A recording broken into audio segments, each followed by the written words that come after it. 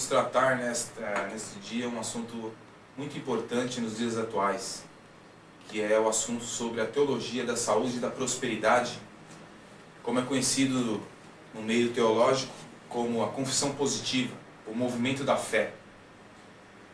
Qual o versículo que nós podemos começar, Marcos, para falar sobre esse assunto tão importante? Bem, vamos começar conhecendo o que diz a palavra do Senhor sobre os falsos ensinos em 2ª Epístola de Pedro, capítulo 2, versos do 1 ao 3. Diz assim a santa e infalível palavra do Senhor. Assim como no meio do povo surgiram falsos profetas, assim também haverá entre vós falsos mestres, os quais introduzirão dissimuladamente heresias destruidoras até o ponto de renegarem o soberano Senhor que os resgatou, trazendo sobre si mesmos repentina destruição. E muitos seguirão as suas práticas libertinas, e, por causa deles, será infamado o caminho da verdade. Também movidos por avareza, farão comércio de vós, com palavras fictícias, e para eles o juízo lavrado a longo tempo não tarda, e a sua destruição não dói. Interessante como esse versículo é atual, né? Como esse versículo é atual. A Bíblia falando que farão comércio de vós. Vós quem? Os cristãos da atualidade. Então muita gente acha que está tudo bem hoje no meio evangélico, está tudo, né, tranquilo, estão as igrejas crescendo, estamos crescendo como nunca. Por exemplo, no Brasil, o evangelho cresce como nunca, né? E estamos dizendo até estatísticas de 1 milhão por ano de evangélicos, o crescimento do povo de Deus. Agora, com todo esse crescimento, nós perguntamos, né, Marcos? E a qualidade do ensino, a qualidade dessas, vamos dizer assim, dessas igrejas que têm se levantado? Nós vamos ver biblicamente que a situação está extremamente crítica nos dias atuais.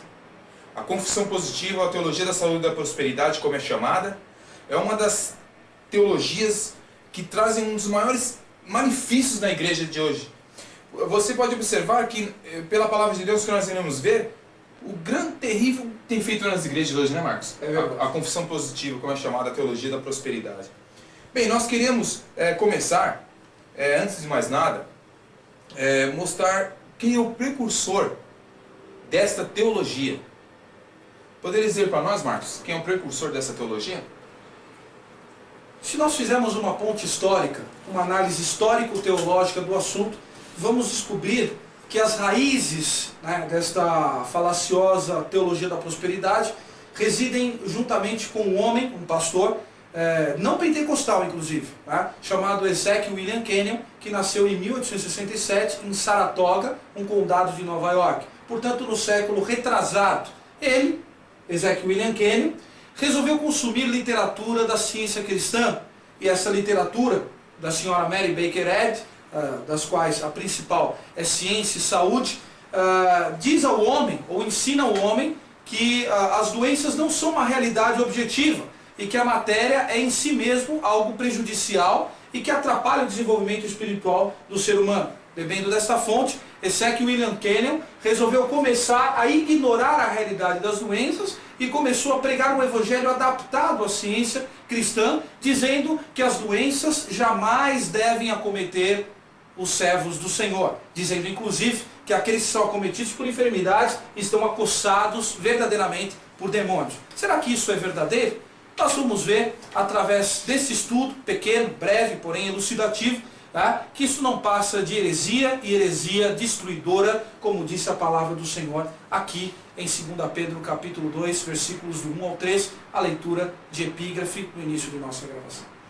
Agora, muitas pessoas, né, eu como professor e o Marcos também, são dois Marcos, né? Deixamos até nos apresentar, né, Marcos?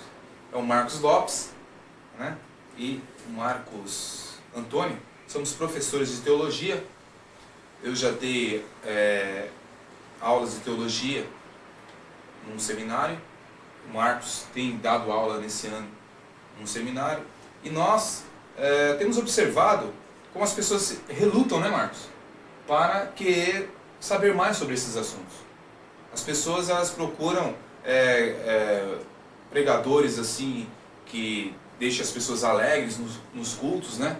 Essas pessoas que trazem um segundo avivamento, né? Um avivamento, mas esquecem do ensino da palavra de Deus. Você que nos assiste, por exemplo, quais os cultos de doutrina que você tem visto falar sobre a doutrina da Trindade? Cultos que você tem visto falar sobre a doutrina da personalidade do Espírito Santo? Quem é Jesus Cristo? Você tem visto esses estudos na sua igreja? Então nós temos percebido que tem faltado esses ensinos na igreja. E como tem faltado, os aproveitadores têm surgido com inovações, com métodos novos, querendo dizer que o Evangelho ele é como se fosse parecido com o mormonismo, onde o mormonismo ensina uma progressão. Eles estão progredindo sempre. Então eles recebem novas revelações, e essas novas revelações elas fazem com que o Evangelho seja cada vez mais atual. E nós vemos hoje pessoas ditas evangélicas, pregadores da palavra de Deus, dizendo também que o Evangelho é dessa maneira. Que ele precisa receber novas revelações para progredir, para ele estar mais de acordo com a sociedade de hoje. E nós não vemos que é isso pela palavra de Deus, né, Marcos? É verdade. A palavra de Deus não mostra isso. A palavra de Deus nos mostra que somente a Bíblia deve ser a nossa regra de fé, e não revelações. Agora, tem muitas pessoas que eu já dei seminários em vários lugares, conferência em vários lugares, outros estados, né, não São Paulo, que relutam, né? As pessoas acham que é errado você falar sobre o tema seitas, Marcos.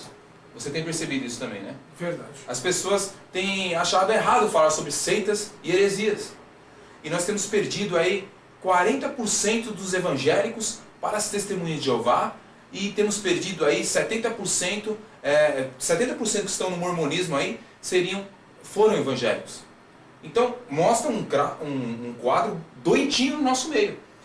E agora, se não bastasse as seitas, que é um problema seríssimo, temos agora o problema de pessoas pregando heresias no nosso meio, como a palavra de Deus nos mostrou. Eles o quê? Saem do nosso meio, estão no nosso meio, querendo enganar a igreja do Senhor.